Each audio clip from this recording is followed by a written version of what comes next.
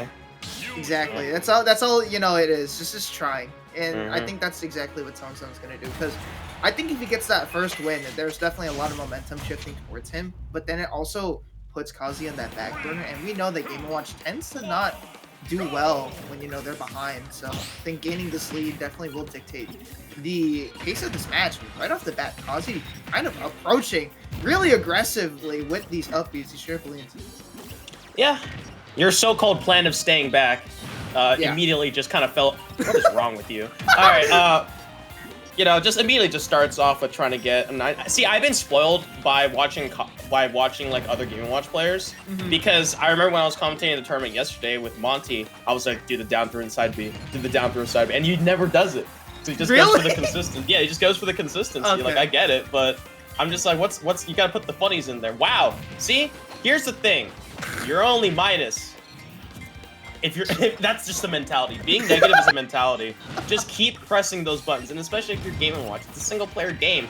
For goodness sake, and 119. Yeah, ToneSone shaking the head, because I feel it. This is rough. It is rough, but like you said, you know, negativity is just, you know, being negative is just a choice. You got to stay positive somehow, but that down air is definitely gonna, you know, hinder that a little bit from ToneSone, as Kazii with quite the lead now, forcing ToneSone to approach, and you know, this calls for a lot of upbeats out of shield, and you know, a lot of different get off me tools that Kazii will throw out. Definitely a good down air to land, looking for the 9 again. Oh, one apiece. Oh. Ew. Wait, that's crazy. Really the animation looks so weird. That was unnerving. It looked like Game & Watch temporarily became 3D for a second. But, oh no, you're eating so much damage in return. So Kazii, once again in control, having to use these teleports on ToneSone's end to just try to get away. But at some point, it's going to bite you back. Just like that. Almost gets the read on it, but unable to finish the job and the get-up attack. Actually, no. Jump from ledge into a fair, great little option. But at the same time, I mean, at least if you're ToneSone, you know if you get a grab, it should be able to kill with an up throw. But Kazii just needs to sneeze. Nice. And speaking of that one, gets the stuff. Yeah, catching Kazii, kind of getting a little bit too antsy by approaching, and of course getting that up throw like you mentioned will kill Game & Watch early, but, you know, Mewtwo also susceptible to dying pretty early, and the F-tilt gonna take that stock, albeit, you know, 137. Still possible for ToneSone, but I don't know, man. When you're playing against, you know, an immovable object like Kazii, it's super difficult. Yeah. Could care less about your three-dimensional plane when it's a 2D character. Oh my goodness. That down smash? Yeah, it's evening up a little bit. Another one. Both of them grabbing the thin air. It's going to be the turtle off to the left side. Gets a reflector, but the bacon does cancel out. So we're zooming back into the neutral game. ToneSone forced to kind of make these approach options, and Kazii trying to find a mistake. Has so many of these options. Jumps directly into the fair. So ToneSone, if he can actually still have a stock suit. What? Why?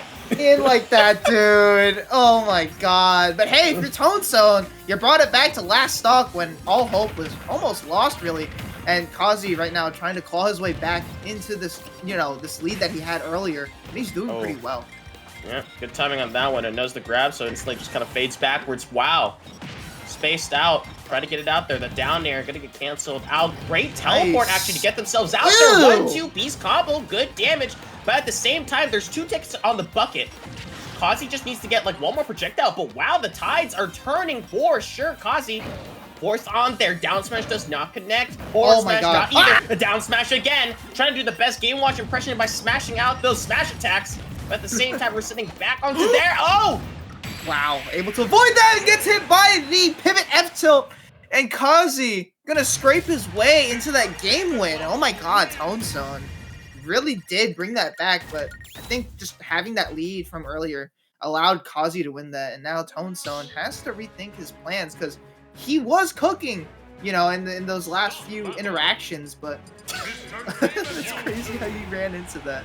I think he just started panicking. We saw that earlier with his smash attacks, of course, but you know, it's something where you have to recollect yourself. I think that's exactly what ToneSone did at the end. So he just has to make sure he keeps that up, keeps up the attitude going into game number 2. Yeah, and the side B, the fair after it is not guaranteed on the ground. I think you have to be in the air in order to do so. So repeatedly trying to get it out there. I like the little up tilt to try to bail out the defense, like an air dodge or something. But Game & Watch just has so many moves that can just gonna be thrown out in the frame data. kind of overwhelming ToneSone, a little bit of a similar pace of the game as #1, but trying to solve it out there. And wow, even the tech, the chase missing out on that one, and the tail gonna go ahead and get that good damage down, charging up the fireball as well. Reset back to neutral. Yeah, and I like that ToneSone kind of is just playing a hit and run kind of tactic where he gets in, he gets a hit. Nice usage of that side B to reflect that forward air from Kazii. But yeah, I'm liking this hit and run tactic from ToneSone. It seems like it's working out, but Kazii kind of just starts chasing down ToneSone, and there's no option as that forward air is going to take that stock on the ledge. Really good edge guard. Yeah, that awkward little double jump where it just goes up into the air like with a lot of momentum. And wow, Kazii could have just kept air dodging, but instead jumps directly into the loving fair from ToneSone. A dash check does connect and trying to chase down with an up air and a follow-up, but now it's just a game about the 50-50. Do you get the bucket right? Or will ToneSone guarantee some damage? And great stuff on the whiff punish, though. Look at this. Good damage as well as the forward throw. So yeah. ToneSone making up for lost percentages, and Kazii all of a sudden is on the back foot. And we're seeing that ToneSone is now abusing the stage control that he has, because he's been on the ground for at least like 20 seconds. Now, of course, commentator's curse coming in, but the moment, all that time that he was on the ground, he was getting these up tilts, getting all these anti-air options, and doing all this damage to Kazii. The double reflect is crazy. Yeah, so a tiny little like piece of food as well. So trying to bait it out there. I know ToneSone a little bit worried about the bucket, trying to get that side B into a guaranteed in the air with the fair. Kazii not letting that one happen. A little bit of dangerous stuff. Down smash does connect. Oh, he rolled in directly into it. So now a little bit of a danger zone. Mewtwo is quite light, misses the projectile. So gonna go ahead and get back to charging on that one. But Kazii throwing out all these attacks, knowing that there is a green light, there is an opening in the defense. Yeah, and it's that fear factor that Shadow Ball has. Oh my god, that back throw almost killing. Looking for a potential edge guard. But yeah, Shadow Ball really does have a fear factor. But of course, Bucket kind of mitigates that. It's the fact that Kazii really hasn't gone for that option and is trying to, you know, use that as a trick up his sleeve, maybe mix it up eventually. But right now, the stage control so far has been all in Kazii's favor. Yeah, and a great tomahawk to kind of solidify it out there. A trade happens, but the thing is, that bomb got a huge explosion radius, a double grab, trying to get something out there with the kill throw with an up throw, but showing your hand like that one, Kazii staying away, gets a bug for the trebles, will die, but honestly, you're 2 ticks away. That's the threat that ToneSone needs to be careful about. Exactly. And I almost wonder, right? It's like, do you want Kazii to just have all the ticks because it, you know, doesn't allow for Kazii? Side B. Oh! That would have been crazy. But yeah, no, I wonder if ToneSone actually wants Kazii to have all the ticks in the bucket because it doesn't, you know, allow Kazii to finally absorb all these Shadow Balls and, again, gives ToneSone that green light of just throwing it out and being like, okay, well, you might die for this, but who knows, man. Yeah, potential strategy, but at the same time, Kazii... Oh no, the grab missing as well. Superior frame data and spacing will win out on there. A little bit of reflector action. Trying to get off that ledge. Tries to read out the jump. Great reactions, just wasn't the right timing, and the Shadow Ball charged up. Lets it loose, but not going to find its target. Tries to down air, disadvantage. There is no jump. Oh, I was wrong. I messed up. No grab, trying to maybe read a spot dodge. It's looking very, very tight.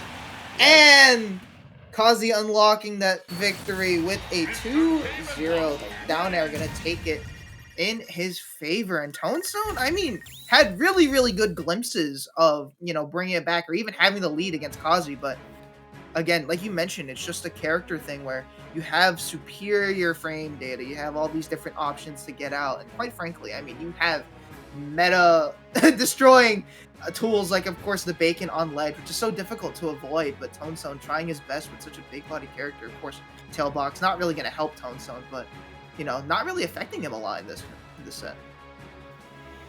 Oh yeah, and it's just, I mean, it's like one of those matchups, like, you literally just look it on paper, and you're like, yeah, this is not good. Like, you don't need to think too hard about it, and it's kind of what's been happening, like, Mewtwo's big body, and, like, there is power behind it, but at the same time, when you're light, tall, and also, like, you're susceptible to these big moves that Game Watch can throw out there, and Game Watch can do it with, like, so much safety, then it becomes a huge problem to deal with, and it's kind of how the matchup went. ToneSone definitely looked a little better, but At the same time, not being able to land those confirms and Kazii being able to kind of get away with anything, especially like the surprise down air as well.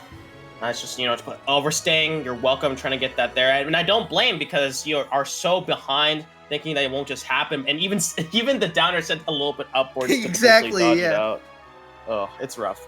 Yeah, it's that hitbox shift that really does help out Game & Watch in those situations where it's like, a dash attack comes out, potential down tilt as well. You're just able to punish it with down air, and it's strong. That thing can spike. That thing is strong, really, really quick.